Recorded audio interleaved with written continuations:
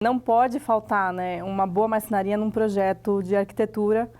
Muitas vezes os clientes apenas pensam no investimento da construção, da parte bruta da obra, e acabam se esquecendo dessa parte final que é tão importante e que valoriza ainda mais o imóvel, né? E a vivência, onde eles vão estar em contato e principalmente a funcionalidade desses móveis, né? O que acaba valorizando cada vez mais a arquitetura e o interiores também.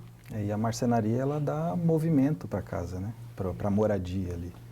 É ali que você vai, preciso guardar os meus utensílios, você vai acessar uma marcenaria.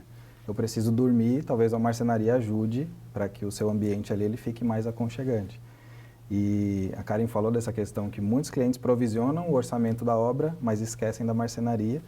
E a gente brinca, né, que a marcenaria ela chega num momento, às vezes, infeliz. É no final Sim. da obra, com uma porcentagem do orçamento considerável, né? Hoje, até uma informação para compartilhar, hoje o custo da marcenaria em um projeto, ele varia, se a gente falar de marcenaria planejada, né? Ele varia de 10% a 20% do valor do imóvel.